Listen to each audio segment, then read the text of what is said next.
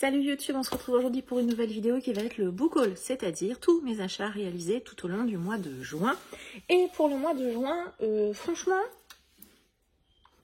je suis à nouveau plutôt contente de ce que j'arrive à gérer depuis janvier. Il y a des achats, mais franchement, on est sur quelque chose d'assez raisonnable. Vous allez voir, le plus gros de mes achats du mois, ils se sont concentrés sur Créteil en poche. Je ferai un tout petit retour sur Créteil en poche à la fin de ma vidéo pour vous parler un peu de mon ressenti par rapport à ce salon. Et puis voilà, vous montrer ce que j'ai acheté, ce que j'ai eu en dédicace. Et puis voilà. Comme d'hab, on démarre tout de suite par les graphiques. Et mon mari, comme d'habitude, m'a encore acheté 2 séries de graphiques. Je vais démarrer par ça. Et moi, je me suis acheté 2 titres en occasion et 2 titres neufs. Donc franchement, à nouveau, très cool. Je me suis tout d'abord... Enfin, il m'a offert... Zéro pour l'éternité, c'est donc une série intégrale en 5 tomes. Je ne sais pas si elle est encore trouvable parce que ici on est chez Akata. Et alors vous vous doutez peut-être au vu de la couverture, ici on va parler de la Seconde Guerre mondiale, je crois. C'est ça. Zéro pour l'éternité, on va parler des kamikazes puisqu'on va suivre un étudiant qui va découvrir que son grand-père était aviateur et que son grand-père est mort en tant que kamikaze. Donc je ne sais pas si on va suivre plutôt l'étudiant ou plutôt l'aviateur kamikaze. Mais franchement, au vu des graphiques, etc., je pense qu'on va plutôt parler de la Seconde Guerre mondiale, je pense. Voilà, c'est une série que j'avais mis dans ma wishlist. Alors pourquoi? J'avoue que je ne sais plus. Si ce n'est que, voilà, on va parler quelque chose qui est extrêmement connu maintenant dans le monde occidental, hein, les fameux kamikazes. Pourquoi? Il y a vraiment un côté à la fois fascinant, mais le fascinant glauque de ces jeunes qui se sont sacrifiés comme ça, en sachant pertinemment ce qui allait se passer pour leur pays. Donc c'était assez... c'est vrai que c'est quelque chose d'assez fou. Donc ça c'est le tome 1. Je vous montre les couves parce que je trouve qu'elles sont sobres. Voilà, donc forcément... on sait où on va. Et le tome 5. Oui, je voulais vous dire, je ne sais pas si cette série est encore éditée. Voilà, moi Xavier il l'a trouvé en occasion, mais je ne sais pas si elle est encore éditée. Parce que j'ai l'impression qu'on est quand même sur la vieille charte graphique. Donc je ne sais pas trop. Et la deuxième série qu'il m'a offert, c'est... Tac, je vais vous la montrer comme ça. C'est la série Centaure. Alors... il y a un petit bruit parce qu'en fait, on les a reçus comme ça dans les petites pochettes plastiques. Donc, quand je les reçois comme ça, je les garde. Donc, c'est Centaure. C'est donc une série complète en 6 tomes. Ouais, c'est ça, 6 tomes. C'est de Ryo Sumiyoshi. C'est publié chez Glénat. C'est des titres qui sont assez courts. C'est une série qui n'est pas très connue, Centaure. Pardon. Ici, on va suivre des humains qui ont réduit en esclavage, donc des centaures. Et on va rencontrer un centaure, justement, qui veut essayer d'aller sauver son fils, qui est détenu en otage par les humains, tout simplement. Enfin, en esclavage plutôt qu'un otage. Et voilà, ensemble, ils vont tenter une folle évasion pour reconquérir la liberté de leur peuple, donc peuple qui est opprimé par les êtres humains. Je vais vous l'ouvrir rapidement. C'est une série qui n'est pas très connue. Je l'avais vue il y a très très longtemps sur une chaîne qui n'existe plus. Céline, je crois, quelque chose. Je ne sais plus comment s'appelait son compte. Et c'était une série qu'elle aimait beaucoup. Donc on est sur un style graphique. Est-ce qu'on peut dire un peu atypique? Peut-être. Peut-être, mais je ne sais pas. Cette série m'intéressait. La manière dont elle en avait parlé m'avait bien accroché. Vous voyez, on n'a pas beaucoup de trames, pas beaucoup de fond. On verra bien. On publié chez Glénat. Je pense qu'elle est encore trouvable. J'avoue que je ne sais pas. Xavier l'a trouvée comme les autres en occasion. Le tome 1, je vous montre rapidement les couves parce que je trouve qu'elles sont assez jolies. Et elles se poursuivent comme ça sur la 4e à chaque fois. Et forcément, sur chaque couve, on a un centaure différent. Je ne vous montre pas toujours les couves, c'est vrai. Mais là, je ne sais pas. Voilà, donc curieuse de découvrir cette série. Un grand merci à mon chéri de me les avoir offertes. En occasion, je me suis trouvé 3 tomes de Naruto. Vous savez que je les lis actuellement avec Dorian et Ado Vintage. Donc de temps en temps, je regarde sur Vinted. Et quand je trouve certains tomes que j'ai pas en occasion, je les prends. Donc j'ai trouvé le tome 23 et le tome 10, donc de Naruto, de Masashi Kishimoto. C'est publié chez Kana. Je ne dis rien de plus parce que... voilà, je pense que Naruto est globalement assez connu et puis j'en parle du coup en book haul quand j'en achète ou en... comment dire, en point lecture graphique, voilà. Alors, je viens de regarder un truc, je viens de voir que j'ai acheté un titre et qu'il est un peu abîmé. Alors, je sais pas si c'est moi qui l'ai abîmé ou si je l'ai acheté comme ça et j'ai pas fait attention, je sais pas. Donc, Glénat a sorti, alors je sais pas si c'est une occasion particulière ou je sais pas, des bandes dessinées en version poche, un peu au format des Urban Nomades. Alors, est-ce que c'est telle occasion quelque chose de spécial, des dusans de quelque chose? J'ai pas vu que c'était un truc particulier. Mais en tout cas, c'était des BD qui étaient vendus à 10 € et donc parmi ces BD, il y en avait 2 qui étaient dans ma wishlist depuis très longtemps. J'ai d'abord pris Fukushima de Bertrand Gallic et Roger Vidal, Chronique d'un accident sans fin, c'est donc publié chez Glénat. C'est de la bande dessinée, vous voyez, on est sur un format, je crois que j'ai des nomades derrière moi, ouais, par exemple. Ça c'est Fable, voilà. Voilà, on est sur un format un petit peu plus petit, mais un peu similaire quand même au format des Urban Nomades, c'est-à-dire voilà, une BD un peu plus petite. Elle coûtait 10 €, donc franchement en plus hyper abordable, puisque moi je la cherchais en occasion depuis un moment, on va dire, et voilà, jamais à ce prix-là, 10 €, neuf. Et franchement, voilà, je trouve qu'au niveau des planches, on n'est pas, c'est pas gênant pour la lecture, parce que vous savez, parfois on se dit sur le format plus petit, mais en fait non. Donc là, comme son nom l'indique, on va donc revenir sur la catastrophe de Fukushima. En 2011, on y a eu un séisme suivi d'un tsunami qui a donc frappé la centrale nucléaire de Fukushima au Japon. Donc je pense que là, ça va raconter, eh bien, je ne sais pas à partir de quel moment on va démarrer, mais on va parler de cette catastrophe. C'est un titre qui m'intriguait pas mal.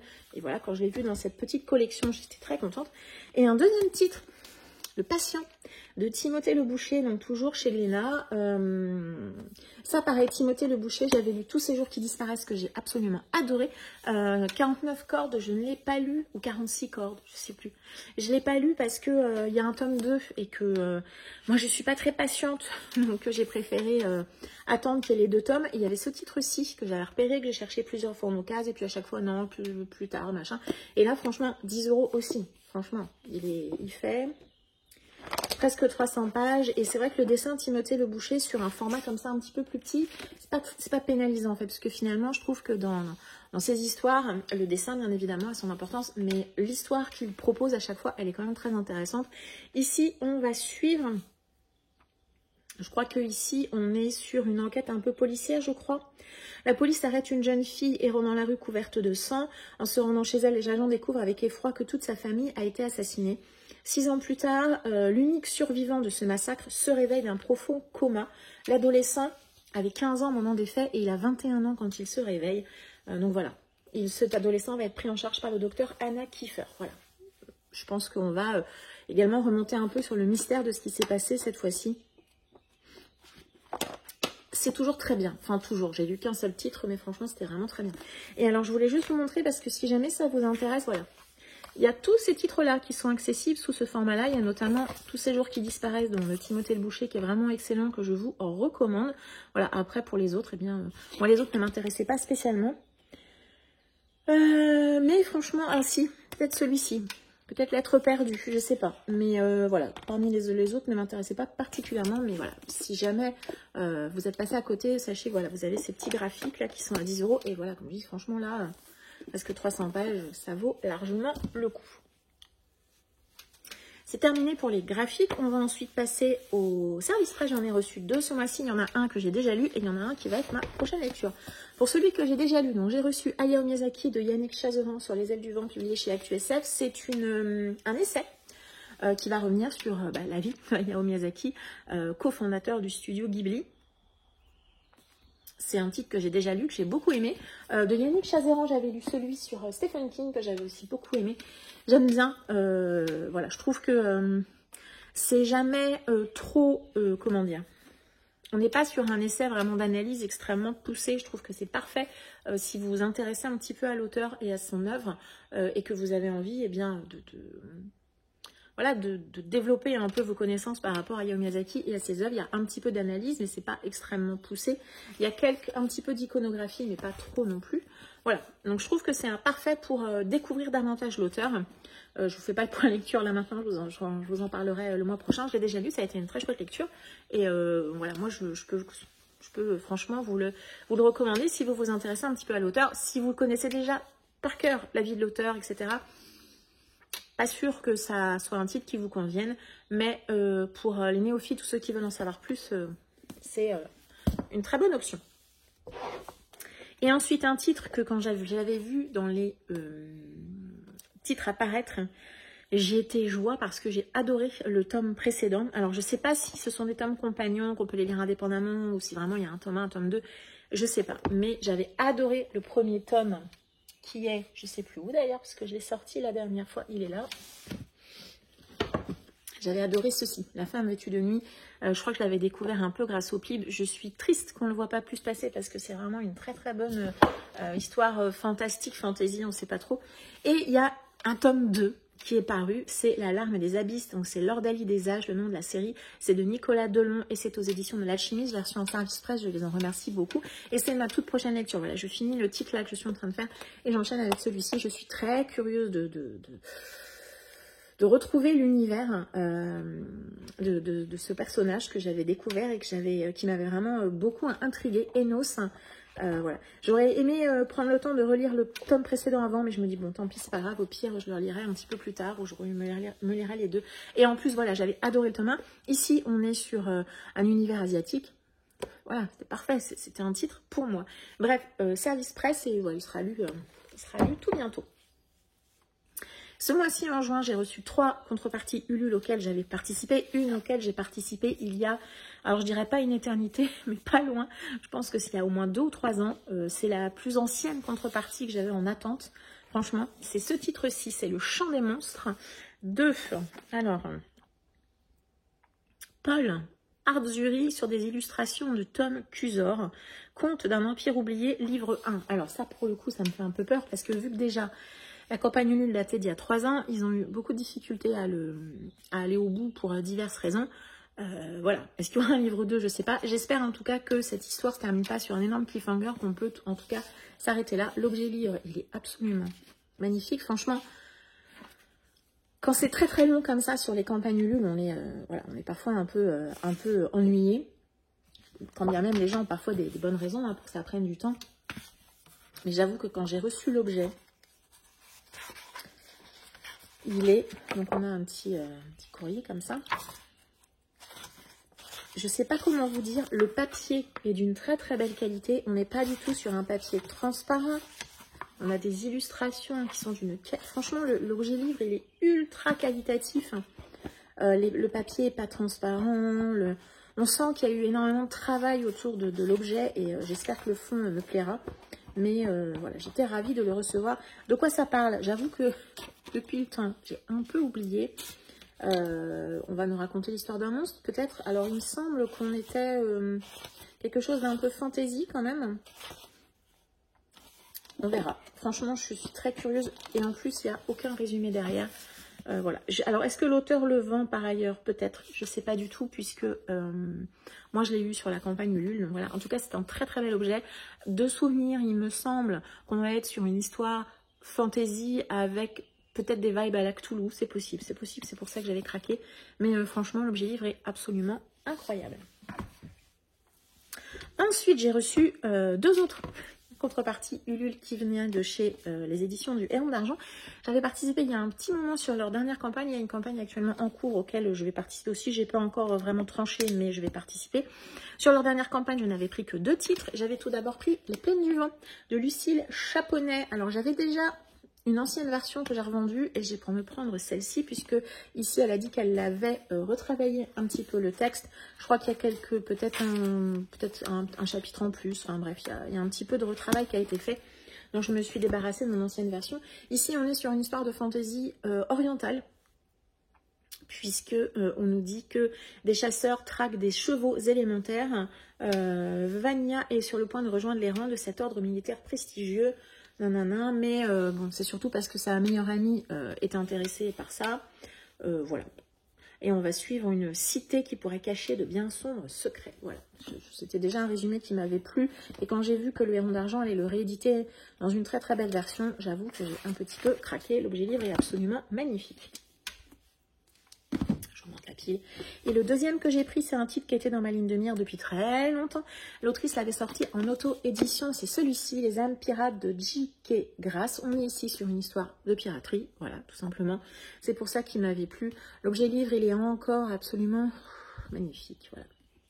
Et bah voilà, pareil, quand j'ai vu que le Héron d'Argent allait le rééditer comme ça dans une version très belle, j'ai craqué. Je sais même pas si la version de l'autrice est encore trouvable, ou si la version de l'autrice et la version en auto-édition, si elle est encore trouvable. Regardez-moi ça. C'est pas beau. Bon, on verra bien. On verra bien. Piraterie en tout cas. C'est pour ça que je l'avais mis dans ma wishlist. Et voilà, j'ai craqué. Je l'ai pris. Et puis c'est tout. Ensuite, on va passer à mes quelques achats d'occasion et mes achats neufs. Et on terminera par Créteil en poche. En occasion, hop là.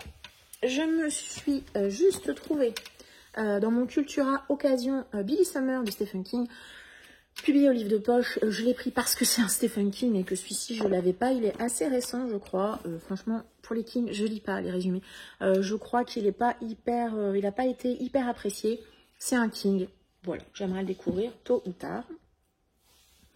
Et sur Vintage, j'ai fait un achat ce mois-ci parce que j'ai trouvé quelque chose et j'étais hyper contente de les trouver.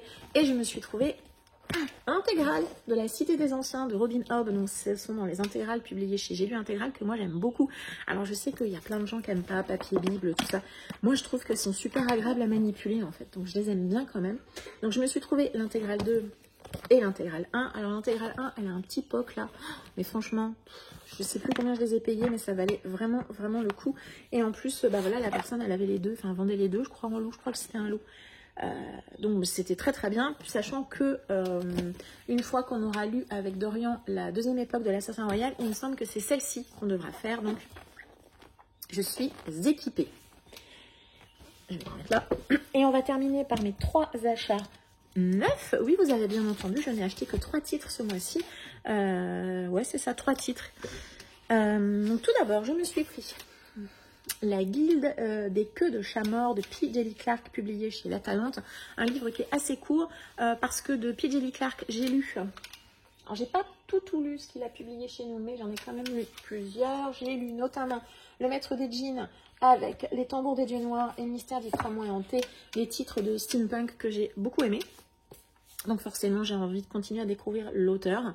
N'ayant pas beaucoup d'achats prévus ce mois-ci, j'ai donc pris mon choix plutôt d'aller prendre ce type de titre, c'est-à-dire une petite maison d'édition, un auteur pas forcément très connu. J'ai vu des avis plutôt positifs sur ce titre, j'aime bien ce que propose La Talente généralement. Je ne sais pas trop de quoi ça parle, si ce n'est qu'on me dit que c'est un divertissement jubilatoire et une enquête à tiroir. Donc P. Djeli Clark a le secret. C'est vrai que en termes d'enquête un peu alambiquée dans des univers d'urban fantasy, il y en a plutôt pas mal. Je crois que c'est une guilde d'assassins ici encore, donc c'est plutôt un pitch que j'aime bien. C'est pour ça que je l'ai pris. Petit craquage, est-ce que c'était vraiment indispensable? Je ne sais pas, parce qu'en plus, si ça se trouve, je ne vais pas aimer. C'est un vrai risque. J'ai pris l'intégrale de Legend and Latte de Travis Baldree qui vient d'être publié chez Inis. Il y a les 2 tomes, et en fait, ce qui m'a fait complètement craquer, c'est qu'en plus, il y a une nouvelle inédite, je crois. Parce que les recettes, je crois qu'il y a des recettes, ça m'est égal. Ah oui, et puis regardez, il y a une petite souris sur le jastage. Il va falloir que je le lise quand même, hein, parce que si ça me plaît pas, je vais me retrouver encore à dire oui, t'as acheté un truc, ça sert à rien, t'aurais pas dû, bref. On a Légende et Latte, la saga de Sable et d'Os, et alors il y a un truc, page 307, qu'est-ce que c'est que ça?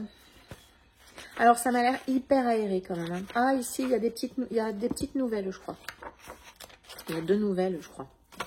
Alors, il y a un truc, page 755 aussi, c'est quoi? Les remerciements. Il y a des recettes, je crois. Bon, les recettes, personnellement, voilà. Mais il y a 2 nouvelles complémentaires. Voilà. C'est pour ça qui m'a fait craquer. Voilà, l'objet livre, il est franchement, très joli, très bien travaillé. J'espère que je vais aimer. Parce que j'ai vu que notamment Céline avait moyennement aimé le tome 1. Bon, bah écoutez, sinon, bah, je ferai comme d'hab. Je le revendrai. C'est pas grave. Pas grave. Et alors, par contre, oui, ça, je l'ai déjà remarqué chez Inis, les marges. Les marges sont quand même assez grandes, vraiment. Mais bon, l'objet livre est très joli. Là, au niveau du papier, par contre, sur le Chant des Monstres, le papier, il est magnifique. Ici, on est, je trouve, pas sur un papier de même qualité, quand même. Enfin, Ça me gêne pas trop. Moi, je suis pas trop sensible. Je sais qu'il y a des gens qui sont sensibles avec le fait que parfois, quand le papier est trop transparent, ils voient les écritures derrière. Moi, ça me gêne pas trop. Donc, voilà. Donc, deuxième achat du mois. Et le dernier, celui-là, c'était un indispensable parce que j'ai adoré. Le tome 1 avait été un coup de cœur incroyable. Je me suis pris la suite de La maison au milieu de la mer céruléenne de T.J. Klune. C'est quelque part de l'autre côté de la mer. Publié chez De Saxus. Voilà. Je ne sais pas si j'aurai le courage, un phénix, de relire le tome 1 avant. Je ne sais pas. J'ai peur de le relire parce que j'ai peur de ne pas aimer autant. C'est un risque, effectivement, mais j'avais adoré La maison au milieu de la mer céruléenne. Donc, je ne pouvais pas ne pas prendre cette suite où on va retrouver le personnage de Arthur Parnassus. Voilà, je lis pas la 4e. Ça m'intéresse pas, j'ai adoré le tome d'avant, donc j'ai pas forcément envie de lire cette suite, hein, ce résumé plutôt. Je sais juste qu'on va retrouver les personnages de la maison, donc ça me suffit amplement.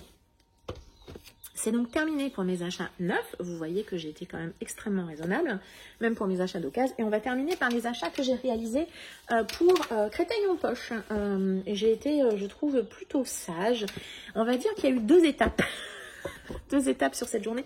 Alors déjà, j'ai passé la journée avec Laurent Lado Vintage, Céline Lecture, Audrey Just Reading et j'ai oublié le compte de Maureen M22. Je crois, ou M92, je sais plus. Je mettrai leur compte en barre d'infos, donc on a passé la journée ensemble, on s'est retrouvés là-bas, on a passé une très très bonne journée. Tout d'abord, donc Créteil en poche, si jamais vous ne le savez pas, c'est l'ancien Saint-Maur-en-Poche qui a été délocalisé sur Créteil. On était dans un parc, le parc du Pérou, si je me rappelle bien. Magnifique. Franchement, le cadre était absolument superbe. Un immense parc boisé avec des endroits où on pouvait s'asseoir. Les barnums étaient disséminés tout au long du parc. Vraiment, le cadre était absolument magnifique. Vraiment, vraiment magnifique. Et puis, vous avez des grands barnums avec bien des auteurs disséminés par pôle, on va dire. Hein. Il y avait un pôle jeunesse, un pôle contemporain, un pôle thriller imaginaire. Je crois que c'est un pôle romance aussi. Avec quelques autrices, donc vraiment plusieurs pôles, pas mal d'auteurs qui étaient présents. Vraiment, j'ai passé une excellente journée. Le cadre était magnifique. On a eu du bol, on était juste avant la canicule, donc on a eu chaud, mais c'était encore gérable, je pense, à quelques jours près, à mon avis. Donc voilà, on a eu chaud, on le savait. Voilà, une très très bonne journée. Pas mal d'auteurs qui étaient présents. Donc nous on est arrivé le matin, on a fait nos achats plutôt le matin, on est sorti déjeuner à l'extérieur le midi, sachant que vous aviez quand même des food trucks qui étaient présents au sein même du salon, donc ça c'était plutôt sympa. Et puis on est revenu l'après-midi pour un dernier petit tour, et puis après voilà, retour à la maison, une très très chouette journée. C'est toujours sympa, vous savez, de faire ce genre d'événement avec des gens qui aiment lire, de partager, ou des gens que vous voyez peu, ou des gens que vous connaissez via les réseaux. C'est toujours vraiment très très très sympathique. Donc le matin, je me suis acheté 4 titres. 4 titres, ouais, j'ai été très sage. Donc je me suis tout d'abord pris auprès de Morgane Audic, Personne ne meurt à Longueuil-Bienne, publié au livre de poche. Je lui ai dit tout l'amour que j'avais eu pour son roman. J'ai oublié le titre. Je suis la reine des boulettes. De bonnes raisons de mourir? Non, je suis bête, c'est écrit là. Écrit à l'intérieur, je crois. Son roman qui se passe à Tchernobyl. C'est ça, De bonnes raisons de mourir, que j'ai adoré, qui se passe à Tchernobyl. Donc j'ai pu lui dire tout l'amour que j'avais eu pour ce titre. Principalement pour le cadre, peut-être davantage que pour l'enquête, mais en tout cas j'avais adoré. Et voilà, du coup je lui ai dit je vais vous prendre celui-ci. Je sais pas trop de quoi ça parle, si ce n'est qu'on est en Norvège et qu'on va retrouver un cadavre d'une ex-journaliste sur une plage isolée. Voilà, j'en sais pas plus, j'ai pas forcément besoin. Bon, alors je suis pas une grande dingue de dédicaces, c'est toujours sympathique. Je pense que les auteurs font un peu les mêmes dédicaces à tout le monde, quelques exceptions près. Et voilà, c'était très sympa. Et franchement, ouais, il sera parfait à lire cet hiver, celui-ci, je pense. Premier achat. Deuxième achat, je suis allée voir Thomas Day. Je lui ai pris La Voix du Sabre, un grand classique de la fantaisie française, on va dire. En tout cas, c'est comme ça que moi je l'envisage. J'étais un peu timide avec Thomas Day, parce que c'est un auteur que j'ai déjà lu à plusieurs reprises et qui à chaque fois c'est parfois très dur ce qu'il écrit, donc voilà, j'étais un peu timide, mais c'est vrai que souvent avec les auteurs, je suis un peu timide quand c'est des gens que vous connaissez pas. C'est toujours un peu, vous connaissez leurs écrits et c'est un peu compliqué. Une dédicace très sympa, un moment très sympa malgré tout, il était très agréable. Et voilà, alors il est très court, je le voyais pas si court que ça. Mais voilà, donc ici on est sur de la fantaisie asiatique forcément, et d'ailleurs il le met Bienvenue dans un Japon qui jamais ne fut. Ensuite, un titre. Alors, j'ai oublié de le dire, mais moi, je suis venue, je n'avais aucune idée sur ce que j'allais prendre. Voilà, je suis vraiment venue en mode chill en disant, ça se trouve, j'achèterai rien. J'y croyais pas beaucoup. Vraiment pas. Et finalement, j'ai pris notamment ce titre-ci. Je l'ai pris parce que je l'avais beaucoup vu tourner. Je crois que tout le monde a adoré. Je suis intriguée. C'est La Dernière Maison avant les bois de Catherine Howard, publiée chez Pocket. Et alors, j'étais étonnée parce qu'elle est... elle vit en Angleterre et elle parle français presque couramment. Voilà, donc j'ai une dédicace. Et alors, ici, là, c'est un chat. Voilà, elle dessine aussi bien que moi, c'est formidable. Rencontre très sympa, elle avait l'air très rigolote. Voilà, je suis très intriguée par ce titre. Honnêtement, je ne sais pas vraiment de quoi ça parle, mais les gens qui l'ont lu ont tous vraiment adoré. Ils ont été déçus apparemment par son roman d'après.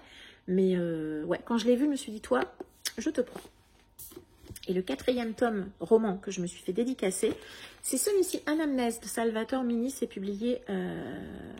chez M+, un Mini Plus pour leur collection de poche, mais je crois que c'est M+, un auteur plutôt très sympathique aussi. Celui-ci, c'est pareil, ça fait une éternité que je le voyais tourner. Le livre de poche, c'est vraiment agréable. Ici, je ne sais pas si on est dans un thriller, un truc un peu fantastique, je ne sais pas trop, puisque là, on va suivre une psychanalyste qui est en proie à des cauchemars et elle va tenter de découvrir ce qui se cache derrière les images atroces qui l'assaillent chaque nuit. Voilà, je suis très intriguée. Pareil, c'est un roman dont j'ai eu plein de retours très positifs, donc je suis assez intriguée. Le matin, j'en avais pris que 4. J'étais quand même super fière. Donc, comme je dis, on a fait un tour, on est sorti, on est allé manger, on est revenu l'après-midi avant que l'ado vintage et moi repartions vers nos gares respectives pour avoir nos trains. Et on est passé, il y avait un endroit qu'on n'avait pas vu le matin, dans lequel il y avait les principaux éditeurs de poche. Donc, j'ai lu, Pocket, le livre de poche, et peut-être Point aussi, qui avait des espèces de petits stands où vous pouviez, vous pouviez gagner des trucs, tourner une roue, enfin voilà, ils donnaient des petits goodies comme ça, donc c'était plutôt sympa. Sur le stand du livre de poche, je me suis pris Papy Mariole de Benoît Philippon. J'ai tellement adoré Mamie Luger que franchement, j'ai vu qu'il était un petit peu moins bien noté, mais franchement, c'est pas grave. Je suis curieuse de le découvrir. Donc, Papy Mariole, accrochez vos ceintures. Ça va secouer. Je ne lirai pas la 4e. Si c'est aussi bien que Mamie Luger, ou presque aussi bien, ça sera déjà très bien.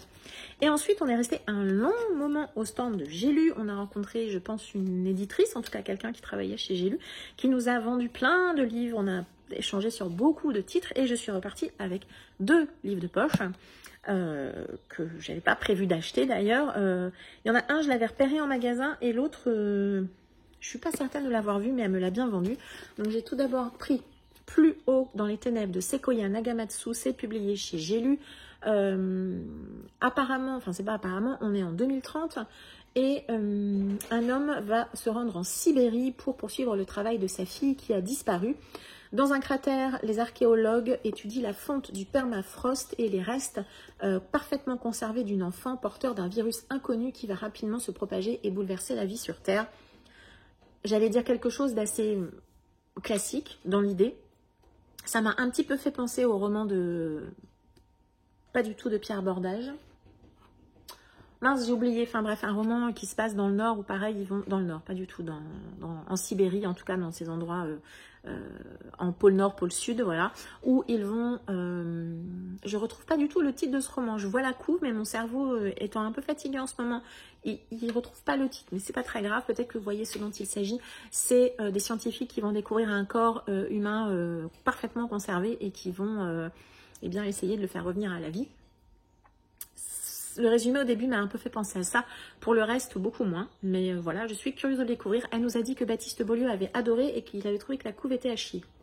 Voilà. Bon argument. J'ai pas d'avis particulier sur Baptiste Beaulieu. Mais en tout cas, le résumé me plaisait bien et l'éditrice me l'a bien vendu. Et elle m'a aussi bien vendu celui-ci, La librairie disparue. Alors, je vais retirer le bandeau parce que non seulement il se barre, je crois qu'il est trop grand. Enfin bref, ça m'agace. Voilà. La librairie disparue de Heavy Woods. Donc forcément, chez J'ai lu. Double temporalité, le résumé m'a beaucoup plu et j'ai failli également en prendre un autre, c'est un roman de Olivier Adam et je pense que si je le vois en librairie, je le prendrai parce que le résumé m'a beaucoup plu. C'était d'ailleurs très drôle parce que sur le Olivier Adam, c'est l'ado vintage qui a d'abord lu le résumé, parce qu'au démarrage ça m'intéressait pas particulièrement, je pensais que on était sur un contemporain, on va dire assez classique, et l'ado vintage quand il a lu le résumé, il me l'a donné, il m'a dit ça va te plaire. Je l'ai pris, j'ai lu la 4e, j'ai fait oh mon dieu, je veux le lire. Donc, si je le croise en librairie, je pense que je le prendrai. Revenons sur la librairie disparue. C'est l'éditrice qui me l'a bien vendu. Donc, on va avoir une double temporalité. On va être en 1921 et on nous dit des années plus tard. Alors, je ne sais pas quelle décennie plus tard, mais bon, bref. On va suivre une jeune demoiselle qui va fuir Londres et le mariage arrangé auquel elle est promise. Elle va fuir à Dublin et elle va transformer une vieille boutique en librairie spécialisée dans les textes anciens. On va se retrouver des années plus tard et on va suivre une femme qui, elle, on va être encore à Dublin et on va suivre une jeune femme qui, elle, fuit un mari violent et elle va rencontrer un jeune homme qui, lui, recherche une librairie disparue. Voilà. J'en sais pas plus, l'éditrice me l'a très très bien vendu, je suis assez intriguée, voilà, et comme beaucoup de lecteurs, j'avoue que dès qu'on a des romans qui parlent de librairie, de livres, on a un peu tendance à vouloir aller jeter un œil, voilà, moi je suis intriguée par ce titre, l'éditrice me l'a très bien vendu, voilà, et j'ai craqué. Et c'était donc mon dernier achat réalisé pour le mois de juin, 7 titres, donc une fois qu'on est passé chez l'éditrice, on est parti parce qu'on avait des trains à prendre quand même. Voilà. Et petite anecdote, quand on est reparti, on a pris le métro à l'envers. Voilà, bon, heureusement, on s'en est rendu compte au bout d'une station, donc on est descendu, on a repris le métro dans l'autre sens, mais bon, ça, c'était la petite anecdote du jour. Bref, voilà, en tout cas, Créteil en poche, très beau salon. Excellente journée avec les copains d'Instagram et de YouTube. Vraiment, c'est toujours très très sympa de faire ce genre de journée. On passe des super moments. Fatigant, parce que quand on rentre, on a bien marché, on est bien crevé aussi. Journée intense en termes d'émotion, c'est un peu fort, mais en termes d'énergie positive, on va dire. Donc ça fait du bien, mais c'est quand même fatigant. Voilà. Seul petit bémol, je trouve que les années passées, on avait aussi des grands, donc il y avait plein d'auteurs tout autant, mais il y avait aussi des grands espaces avec des, je sais pas comment dire, des espèces de portants en fait, où vous aviez des poches qui étaient proposées par thématique. Je donne n'importe quoi, historique, asiatique, littérature des pays arabes, des pays africains, etc. Là, j'ai eu la sensation qu'il y avait les auteurs présents, il y avait quelques petits points d'endroits où il y avait quelques comme ça, des petits portants avec des poches sur certaines thématiques, mais beaucoup moins que les dernières années à sa mort, en tout cas dans mon souvenir. Peut-être que je me trompe, mais c'est la sensation que j'ai eue. J'allais dire, c'est pas plus mal parce que comme ça faisait aussi moins de tentation pour nous, c'était plutôt pas mal. Donc voilà, j'ai fini la journée avec 7 poches. J'étais assez contente d'avoir, je suis ravie des titres que j'ai achetés, ça c'est certain, mais aussi contente de ne pas avoir plus craqué que ça, on va dire, parce que franchement il y a quand même pas mal de titres proposés, et voilà, donc une très bonne journée, et bien évidemment je pense clairement que si la Griffe Noire, puisque c'est organisé par la Griffe Noire et Gérard Collard, repropose ça l'année prochaine, j'y retournerai avec grand plaisir, parce que c'était extrêmement agréable. En plus, oui, je ne l'ai pas dit, mais moi j'y suis allée le dimanche, donc il y avait peut-être aussi un petit peu moins de monde par rapport au samedi.